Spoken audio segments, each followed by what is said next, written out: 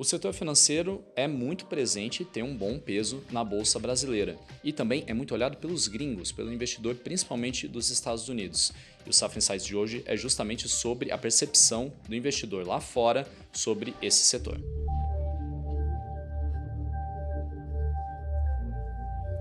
E para repercutir este tema, tenho aqui comigo hoje na mesa Daniel Vaz, que é Head de Análise de Financials aqui da Safra Corretora. Tudo bem, Daniel? Tudo bem? Como vai? Obrigado Beleza. pelo convite. Tudo certo. Eu que agradeço por você aceitar nosso convite para a gente debater um pouquinho aí sobre o seu roadshow pelos Estados Unidos para ouvir o investidor brasileiro sobre o Brasil de um modo geral e mais especificamente sobre o setor financeiro, os players aqui que estão listados na nossa bolsa aqui e lá fora. Então, vamos lá. Começando pelo cenário macro brasileiro, né? A gente está indo na direção oposta do mercado global, aumentando juros, elevando juros, né? Enquanto o Fed iniciou lá um movimento de baixa e tudo mais, e outros países vão seguir essa linha. Então, te pergunto, né? Como que o investidor estrangeiro está vendo esse cenário no Brasil? Ele olha com desconfiança, ele está acreditando na política que está sendo conduzida aqui no país, na política monetária do Banco Central brasileiro? Como é que está a visão dele? É interessante assim essa pergunta porque o Brasil ele transiciona muito rápido de um ciclo de cortes para um ciclo de aperto, né? E o gringo ele quis entender qual que é o grande motivo, porque o PIB estava sendo revisado para cima, você tinha emprego, né, num nível super baixo comparado com os últimos anos, e ele quer entender qual que é o motivo grande, e é o primeiro motivo que a gente fala, aquele ato do produto, né? Então, a expectativa de PIB com crescimento muito mais rápido puxa um pouco mais de inflação, e eu acho que o Banco Central está atuando relativamente nessa atuada de você segurar um pouco essa pressão inflacionária com juro mais alto. Então, me parece um motivo bom, né? Assim, é um motivo menos complicado para você aumentar esse juro no curto prazo, então para você segurar a inflação e convergindo a meta. E o investidor gringo, entendendo isso, ele está olhando para o Brasil com bons olhos, no sentido de o Brasil estar crescendo o PIB e sendo revisado o crescimento para cima. Então, isso já foi um gatilho de aumento do rating soberano do Brasil pela Moody's, é uma coisa que ele discutiu bastante lá fora e repercutiu entre os investidores gringos. E um assunto que foi legal, assim, que a gente não discute aqui, é o tema do FDI, né, que é o investimento direto no país. Então, eles falando que a Volkswagen trouxe um investimento relevante no Brasil para os próximos anos, a Microsoft trouxe 2,7 bi ao longo dos próximos 3 anos para investir em AI e eficiências aqui, né, do sistema deles no Brasil. Então, isso tem trazido um investidor mais próximo quando você olha o Brasil comparado aos emergentes. Quando você olha o mercado emergente comparado aos desenvolvidos, talvez não tenha tanto esse apelo ainda, por isso que o gringo não está vindo de maneira relativamente alta no Brasil e nem para todos os emergentes. Então, ele está preferindo ficar num mercado mais risk-off, um mercado mais americano, com a Treasury ali nos 4% hoje, nos 10 anos, e você tem um países desenvolvidos indo nessa direção que você falou de corte de juros. Então, Brasil versus emerging markets, melhor, mas emerging markets ainda não é um produto tão cativante para o gringo ainda. Então, ele está esperando nesse momento para investir no mercados emergentes. Perfeito. Bom, aí dado, né, essa opinião, essa visão mais macro do investidor, indo agora diretamente para as empresas do setor financeiro. A gente estava conversando aqui, até antes aqui de iniciar o nosso Safra Insights, que o gringo ele buscou muita informação sobre Nubank. Então, bom, vamos lá. Então, traga suas impressões, né? O que o investidor estrangeiro está achando do investimento em Nubank, o que eles perguntaram mais aqui sobre a cobertura em cima do papel. A gente iniciou a cobertura faz 3 semanas, né? Logo antes da viagem a gente iniciou com neutro. A gente tem uma visão positiva para o longo prazo do Nubank, mas a gente acredita que as expectativas já estão bastante otimistas e, de certo modo, ancoradas ali no que a gente acredita ser o potencial da empresa nos próximos anos. Então, é um neutro olhando para uma expectativa de difícil surpresa de lucro, né? Aquele earning surprise que a gente gosta de falar. Então, a gente prefere iniciar com neutro, olhando mais as tendências dos próximos resultados. O gringo, é engraçado que ele estava com uma exposição mais baixa no Nubank e foi aumentando ao longo do tempo, entendendo o efeito compound, né, do crescimento escalável do Nubank, sem necessariamente aumentar o custo marginal por servir o cliente. Então, com uma operação digital escalável, ele consegue, fazendo que a receita transborde mais para o lucro, sem necessariamente aumentar o custo. Então, isso foi um case interessante.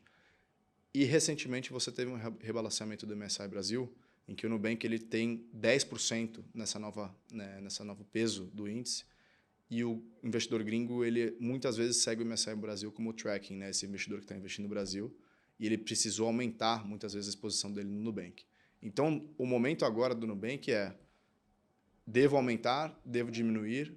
Não parece que ele está no cap de 10%, ele está então abaixo, então ele está decidindo o que fazer com a exposição dele no Nubank hoje, dado que o valuation já ficou mais caro, né? Ele hoje negocia mais ou menos uns 20% acima do Itaú, e a gente gosta de olhar o preço-lucro do ano que vem está mais ou menos 25 vezes. Então, já é um valuation um pouco mais caro, apesar dele estar entregando sequencialmente os resultados, o que o investidor gringo tem gostado.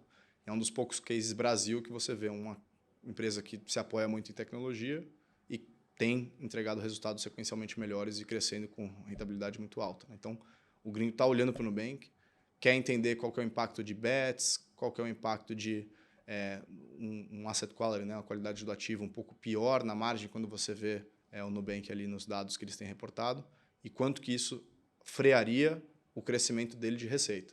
Então, me parece que a tendência é muito mais. O Nubank vai continuar originando crédito nesse ritmo, ou ele precisa segurar por conta de Brasil, juro para cima, bets, qualidade do ativo um pouco pior. Então, quando a gente fala com a empresa, eles não estão necessariamente nessa toada, eles estão olhando muito mais para um crescimento sustentável de carteira e não estão desacelerando nesse tema de bets ou qualquer tipo de macro Brasil, tá? Tá certo. E só reforçando aqui para quem está nos acompanhando, a nossa recomendação de início é neutra. Neutra, com um preço-alvo de $16,50.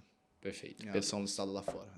Aí perguntando, né, sobre grandes bancos agora, né? A gente viu uma melhora de performance trimestral do Bradesco, tanto que agora é uma das recomendações de compra aqui da casa, estou certo, né? Beleza, então como que você, né, claro que é head aí dessa área que cobre esse setor, enxerga a perspectiva para o Bradesco a partir de agora e como também o investidor lá de fora está sentindo o banco agora com essa melhora de performance trimestral? A gente percebeu uma melhora na trajetória de tendência do Bradesco, ou seja, você tinha um ROI, né, um ROE, o retorno sobre patrimônio líquido, que ele estava indo direcionalmente para baixo e o Bradesco conseguiu começar a compor um pouco do ROI histórico dele ali próximo de hoje, está 12%, 13%, mas que o ROI histórico já chegou a ser mais ou próximo de 20%. Então a grande questão é o quão próximo de 20% ele vai conseguir chegar para pagar pelo menos o custo de capital. Então essa é a grande pergunta no Bradesco e os resultados de hoje apontam para que ele converja pelo menos para esse número perto de 16, 17, que é onde o mercado está apontando hoje com as expectativas. Então, o que a gente gostou de ver no Bradesco? Eles tiraram muito do risco que eles tinham originado em 2022, 2023, uma carteira pior. Isso já tem saído do balanço, né, via as baixas que eles têm feito. E as novas originações apontam para safras mais saudáveis de crédito. Então, por isso que a gente começou a gostar mais de Bradesco, principalmente quando estava abaixo de book value, né, abaixo do patrimônio líquido. Então, hoje a gente já vê mais ou menos ele negociando uma vez book, não uma vez o PL. Isso traz uma percepção de ele estar caro ou barato, o book ele é teto ou teto ou piso, né? E a gente acredita que ele é mais um piso do que um teto, porque a gente está vendo esse retorno sobre PL pagando pelo menos o custo de capital dele hoje, né? Então, assim, a gente projeta para os próximos anos isso. O investidor local, ele está olhando mais para esse business, acreditando nessa tese, e o investidor gringo está com uma pulga atrás da orelha no sentido assim, tá, você está me falando que o juro está subindo, você tem um pouco mais de pressão na parte de custo de funding, um banco que compete diretamente com o Nubank, como que eu consigo ter a confiança de que ele agora não vai fazer a mesma coisa que ele fez há 2, 3 anos atrás, né? De uma originação ser forte, que traz resultado de curto prazo, mas daqui a 1, 2 anos ele não está comprando uma deterioração ali na frente. Então, o gringo ainda está com esse pé atrás, porque talvez ele não esteja tão perto do banco aqui em termos de conversas e diálogo com o RI, para a gente entender o que está acontecendo. E o novo management, né, que o novo management, com o Marcelo Noronha, novo CEO, ele está tentando trazer uma visão de o banco run the bank e o banco change the bank para você aproximar a cultura mais do que o Itaú fez nos últimos 5 anos. Ou seja, um banco brasileiro que é um banco clássico, fechado, pode ser que ele tenha sido penalizado por esse tipo de cultura nos últimos anos, com o digital avançando, com o Nubank chegando para mudar um pouco do como você serve o cliente mais massificado. Então, a nossa visão é que o banco está finalmente convergindo para um nível de ROE que vai chegar próximo do histórico. É um processo paulatino, onde ele vai mostrando a cada trimestre, e os últimos 2 trimestres ele apontou para cima, ele apontou para essa rota. Então, a gente prefere acreditar nesse potencial do Bradesco de voltar para onde ele já esteve, não talvez nesses 20%, mas pelo menos entregar o custo de capital, que já é suficiente para a gente ter uma recomendação de compra, principalmente quando ele estava negociando abaixo do PL. Tá? Então, é mais ou menos isso. Então, o local com o gringo eles estão em pé opostos ainda. O gringo está um pouco mais reticente, o local já está mais acreditando. Perfeito. E a recomendação de compra que a gente tem hoje, ela também tem um preço-alvo. Qual que é o preço-alvo hoje, exatamente, Bradesco? Hoje, do Bradesco, o nosso preço-alvo é 18,50 do Bradesco. Então, reais. Bom, aí você comentou um pouquinho aqui, até na sua resposta, no seu comentário sobre Bradesco, você mencionou inclusive Itaú, que é uma das top picks que a gente tem também aqui do setor. Então, sobre Itaú, né, como que está a aceitação do estrangeiro em cima desse call que a gente dá de compra em Itaú? Tá. O Itaú é nosso top pick mesmo. Ele é o grande cavalo que a gente acredita para você surfar via financials. E eu acho que o banco ele tem se provado muito mais resiliente nesses ciclos monetários. Né? Então, o Bradesco ele conversa mais com a economia real. O Bradesco ele tem a presença no Brasil todo, né? Eles comentam que 99% dos municípios eles estão lá, e o Itaú é mais focado no Sudeste. Com isso, o Itaú ele tende a sofrer menos quando você tem uma inflação piorando, quando você tem um pouco de perda de compra do investidor, não, desculpa, do tomador de crédito, né? Então, o Itaú ele acaba se protegendo mais em ciclos monetários. Então, quando você vê um ciclo monetário de aperto para frente, o Itaú ele parece uma opção um pouco mais defensiva, vamos dizer assim. E não por isso ele deixa de crescer lucro, deixa de distribuir um bom dividendo. A gente vê o Itaú pagando mais ou menos 10% de dividend yield, né, nos próximos 12 meses, que ele paga um extraordinário legal. E com essa resiliência, bom crescimento de PL e dividendo, um carrego bom da ação, a gente acredita que é a melhor para surfar esse próximo ciclo de aperto do Banco Central. E o gringo já entendeu isso, né, nos últimos dois ciclos. O Itaú é um pouco mais perene do que o Bradesco, que é um banco mais volátil na curva, vamos dizer assim. Então, o investidor gringo está querendo entender o quanto que do Itaú já está precificado esse cenário de resiliência. E a gente acha que está pouco precificado. Por isso que a gente acredita que o banco é nosso top pick hoje, por ele estar abaixo do que a gente considera justo, né, quando a gente olha os múltiplos de preço-lucro ou preço-patrimônio líquido, que é onde a gente se apoia nos bancos. Então, o Itaú nos parece a melhor opção, menos flutuante nesse ciclo, que poderia ajudar, né, um investidor mais conservador. E o legal do gringo é que ele tem duas curiosidades. O passivo dele é um passivo mais longo do que o nosso. O nosso passivo os fundos, em grande parte, são fundos que estão com passivo no varejo, ou seja, o investidor que aporta nos fundos, ele está tirando, às vezes, dos fundos de equities, dos fundos multimercados, para investir em crédito privado. E lá nos Estados Unidos, eles estão com um passivo mais longo que suporta mais teses de crescimento, como o Nubank, ou um Itaú, que você pode ver nos próximos 3 anos, ele fazendo esse efeito de compounding, né? Então, eles optam mais por teses mais de longo prazo do que a gente, às vezes, o horizonte dos fundos aqui no Brasil estão diminuindo por conta desse passivo mais volátil, né? Então, acho que o Itaú é nosso top pick, pensando nesses todos os cenários que a gente desenhou aqui, e a aceitação dos gringos é maior do que o Bradesco hoje. Né?